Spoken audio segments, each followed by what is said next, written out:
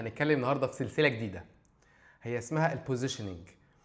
السلسله دي انا هبقى عايز احل فيها مشاكل انا بشوفها كتيره قوي مع اصحاب ليا في الفارما وفي الاندستري عموما. ناس كتيره بتبقى متلخبطه، هو انا هقول ايه على المنتج بتاعي ده؟ هو الناس هتبقى شايفاه ازاي؟ هو انا المفروض ابيع كل حاجه ولا حاجه صغيره؟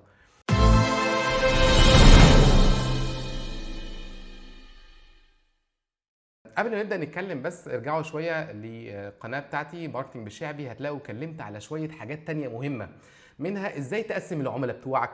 طب لو انا عندي البرودكت بتاعي هروح لكل الناس ولا بعض الناس؟ هروح لهم بكل حاجه ولا بحاجات قليله؟ هروح في حته معينه ولا اكبر من حته؟ موضوع تقسيم العملاء ده من اكبر المشاكل اللي كنت دايما بشوفها بالنسبه للماركتير كتحديات، ان هو يقدر يختار انهي قسم انا هروح له. ودي دايما شايفها مشكله كبيره، لان في ناس بتبقى عايزه توصل لكل حاجه بكل الناس وتكسب كل الفلوس وتبقى اكبر حاجه في اجمد حاجه في احسن حاجه. ودي طبعا من اكبر المشاكل اللي بنشوفها مع الماركتير. دي الجزء الاولاني في التحدي لتقسيم العملاء. ارجع لي في شويه فيديوهات عندي هتلاقي بتكلم عن ازاي تقسم العملاء بتاعتك، المكان الجغرافي، هتقسم العملاء بناء على السن، طريقه التفكير بتاعتهم، حاجات مختلفه قوي، سواء هي في حسب المنطقه، حسب السن، حسب المكان، حسب الحاجه اللي انت المجموعه اللي انت عايز تتكلم معاهم. ده كله هتلاقيه موجود على القناه بالتفصيل بتاعتها في ماركتنج بشعبي.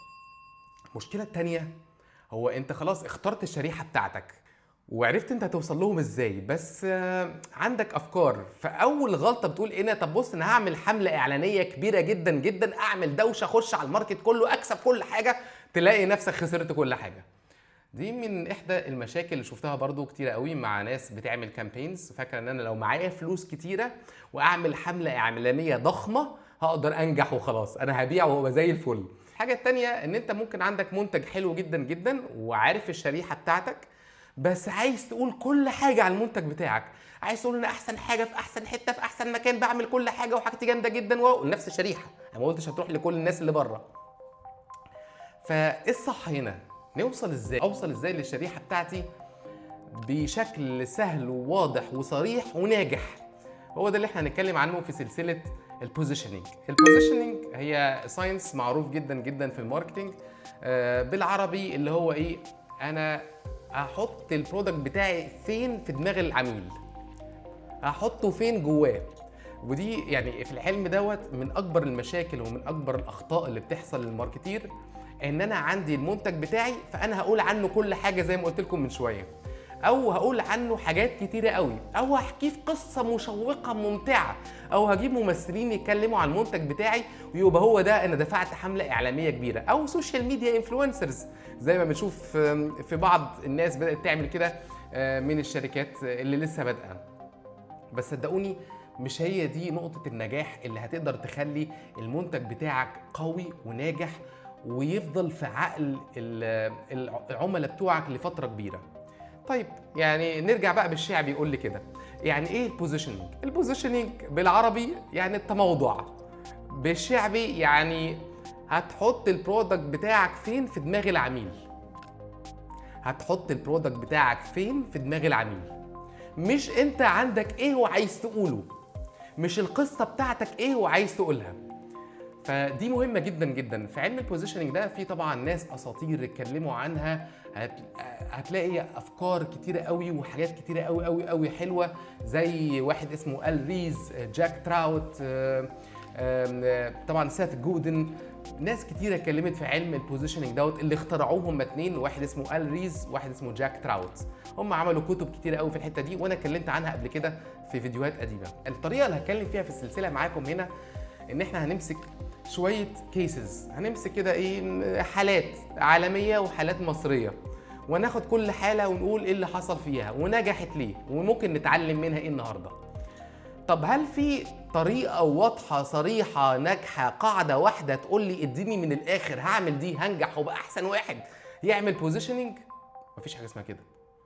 بس الطريقه السهله الواضحه هو انك تركز هتحط البرودكت بتاعك ازاي في دماغ العميل، مش انت عندك ايه بس حلو، مش الامكانيات اللي عندك ومش المجهود والفلوس اللي تقدر تدفعها.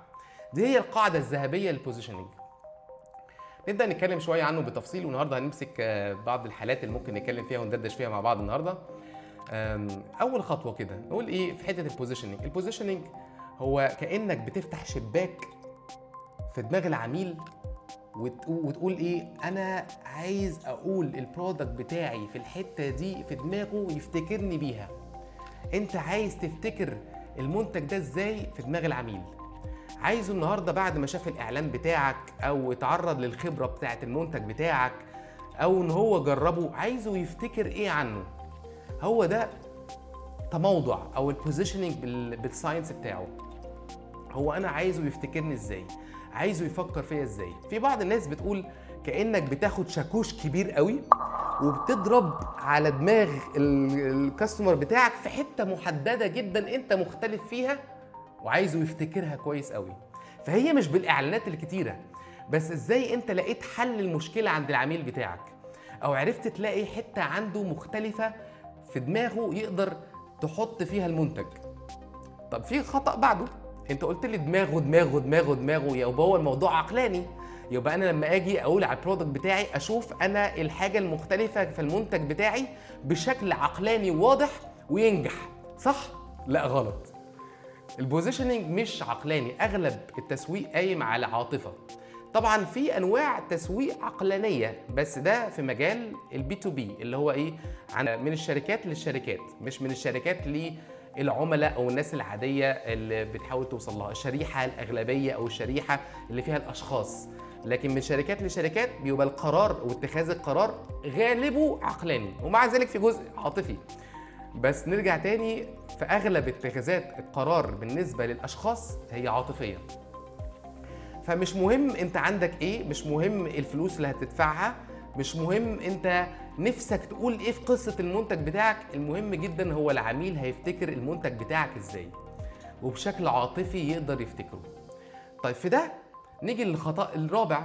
انت مش المفروض تبقى وانت بتشتغل في البوزيشننج انك تقعد تحكي قصة طويلة عريضة فيها افكار كتيرة قوي. ليه؟ لان دماغ الانسان ما بيفتكرش حاجات مكلكعة، بيفتكر حاجة بسيطة.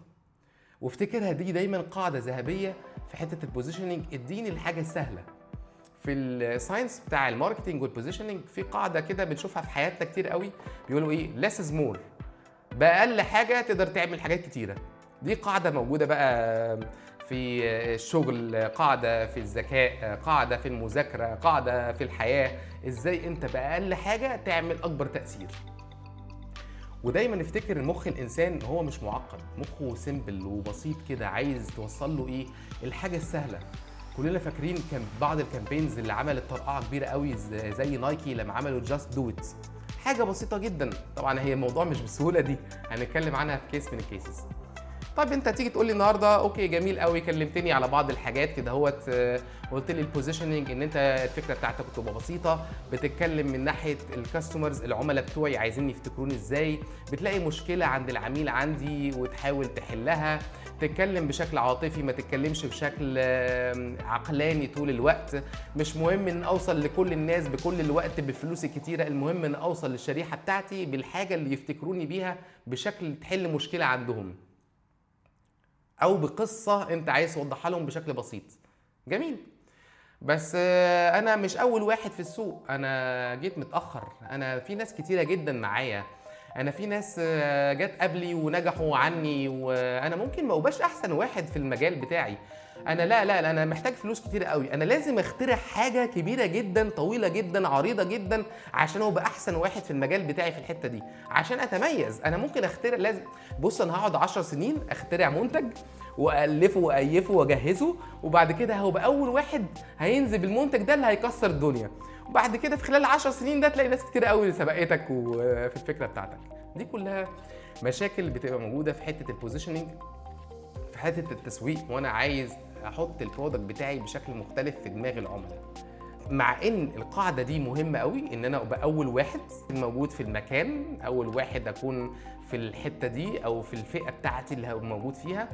بس في قصص كتيره جدا ما كانوش اول واحد ونجحوا نجاح خرافي. هنتكلم على النجاح بتاع اول واحد دي بعد كده، ماشي؟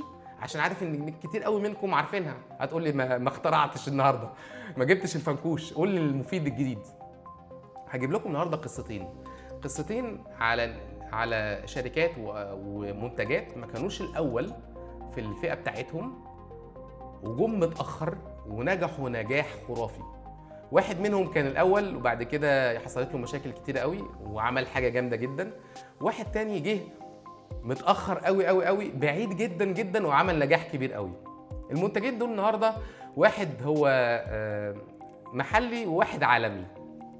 الاولاني المحلي كلكم عارفين طبعا ان يعني في السبعينات وفي الثمانينات، في السبعينات وفي الستينات كانت المشروبات الكحوليه مباحه موجوده في الاماكن العاديه. بعد كده حطت قوانين واضحه جدا جدا ان المشروبات الكحوليه دي مش اي حاجه هتبقى موجوده ومتاحه. ففي بعض الشركات لاول مره قال لك طب احنا هنبعد عن الكلام ده خالص، احنا مش مشروب كحولي، احنا هنعمل شعير واضح جميل كويس، منتج محلي ينزل في مصر هيبقى ناجح جدا جدا جدا، واحنا مش مشروب كحولي. اسمه بريل، اكيد كلكم عارفينه، فكره بريل. وبريل اول ما نزل هو كان مشروب كحولي فيه مراره كده، هو لحد النهارده هو فيه مراره. في بعض الناس لما عملوا المنتج دوت اراء كانت مختلفه، قال لك والله بص هو طعمه شبه المشروبات الكحوليه من ناحيه المراره، بس هو مش كحولي، يعني هو مش هيدروخك، مش هيعمل، ما فيهاش نسبه كحول في الدم، ما فيش خطر انك تسوق عربيه، ما فيش اي مشكله فيها، مش حرام، كله تمام بالنسبه لك، امورك زي الحلوه، تقدر تشرب البريل وانت امورك تمام. واول ما نزل في الفئه دي، نزل في الثمانينات، بدا ينجح نجاح باهر. بس ايه، الناس اللي بتستخدمه هم الناس اللي قادرين يتحملوا المراره. ايه المشكله لما نفس الشركه اللي عملتها دي، واحنا هنا مش بنتكلم على شركات معينه بس شركه الاهرام ساعتها، قالوا طيب خلاص، طب ما تخلينا ننزل بحاجه جديده. فنزلوا ساعتها بطعم فيروز. فكلكم عارفين طبعا فيروز لحد النهارده هو منتج مصري موجود اصيل جميل، ناس بتحبه وكل حاجه. وكان في ناس تانية منتجات خليجية بتنافس المنتج الشعير المصري البريل. كان في منتجات زي موسي وباربيكان نزلوا الأول بمنتج شعير ما فيهوش أطعمة، اللي هو السادة، بس الطعم بتاعهم كان أحسن. يعني زي ما موسي هو براند سويسري نزل في الخليج، وباربيكان هو منتج خليجي. فانت طبعا أول ما نزلوا الاتنين دول قالوا الناس اللي بتشرب مشروبات شعير سادة غير كحولية، قال لك والله ده طعمهم ألطف وأحسن شوية، بس بدأت تحصل منافسة. وفيروز نزل برضو في الوقت دوت، وفي في السنوات دي في اللي هي 1997 مع المشروبين التانيين موسي وباربيكان، بس بدأ يخش بأطعمة مختلفة، فواكه وكده. فالناس اللي بدأت تستخدمها ما بقوش هم الناس اللي كانوا بيستخدموا المنتجات المشروبات الكحولية، أو اللي عايزة تقلدها بس مستحرمة. بقت في منتج اكبر، بقى الاسره، بقى ناس كتيره بتحاول تستخدمها، بقى طعمه حلو ومفيد وصحي للجسم، شعير بقى طعمه حلوه.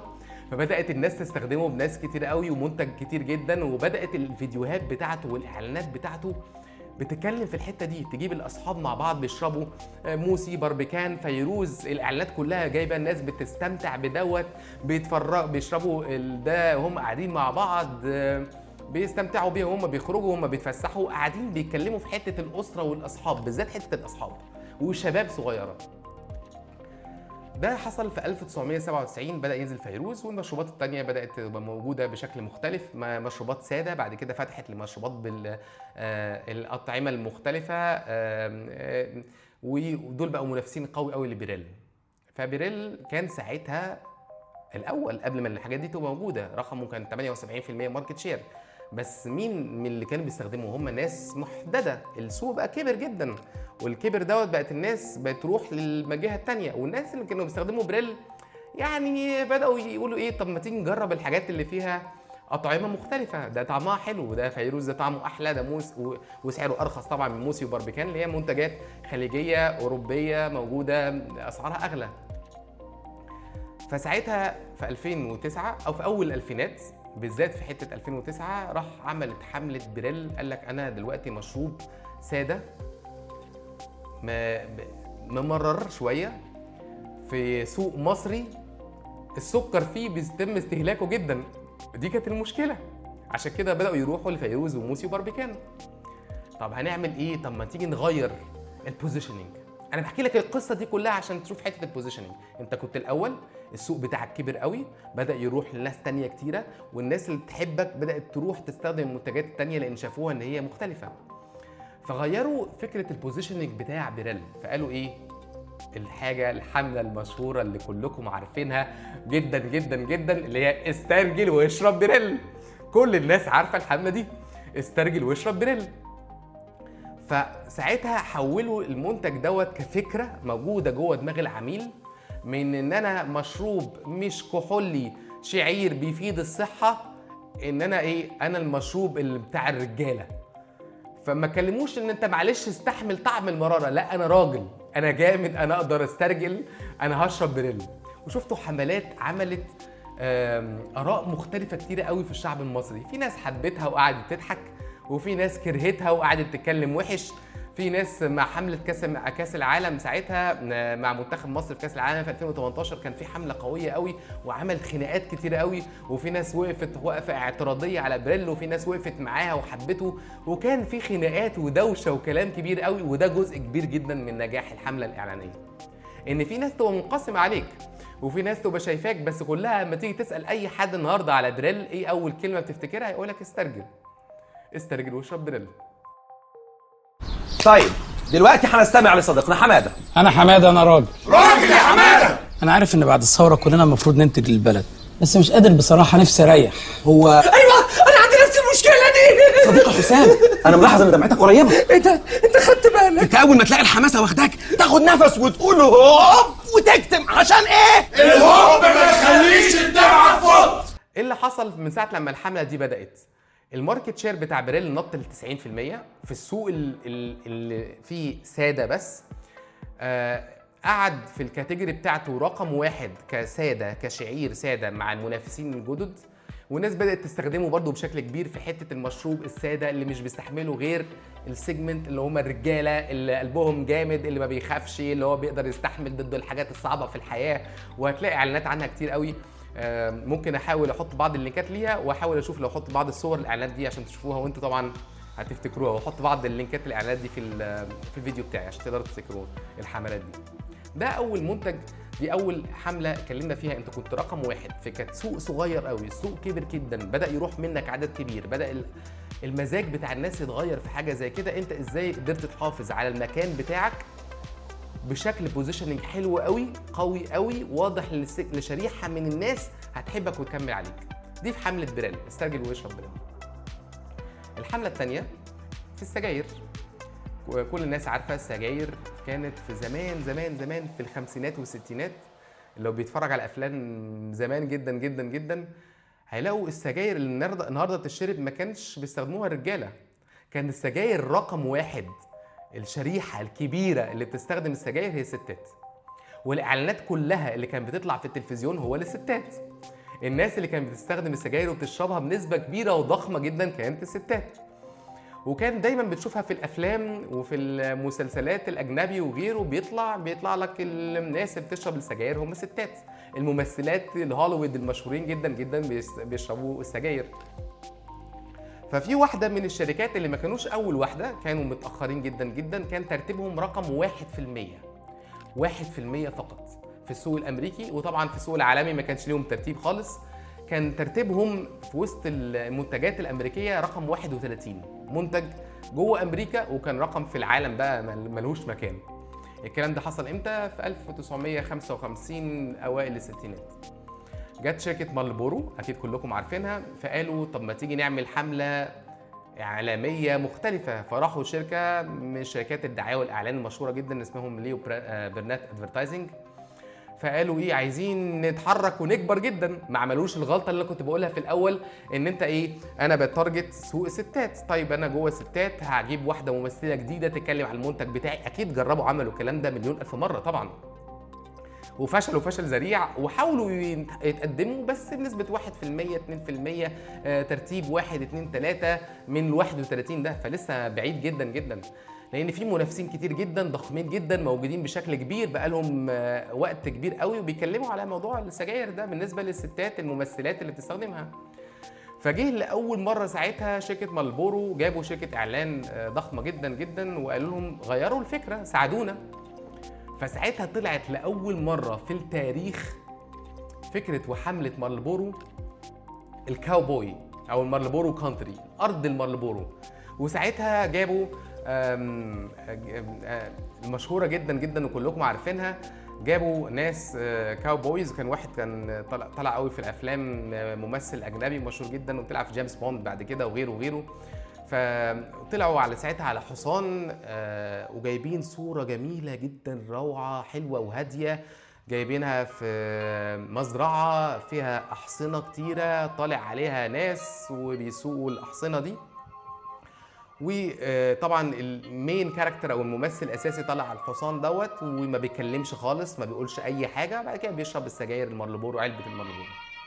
وده كان اول مره تطلع الحمله الاعلانيه دي، في حمله مارلبورو بيتكلم فيها على الكاوبوي مع شخصيه الكاوبوي او شخصيه المارلبورو كانتري. ساعتها الفكره دي كانت اول مره تطلع. صرفوا 18 مليون دولار ساعتها في كام؟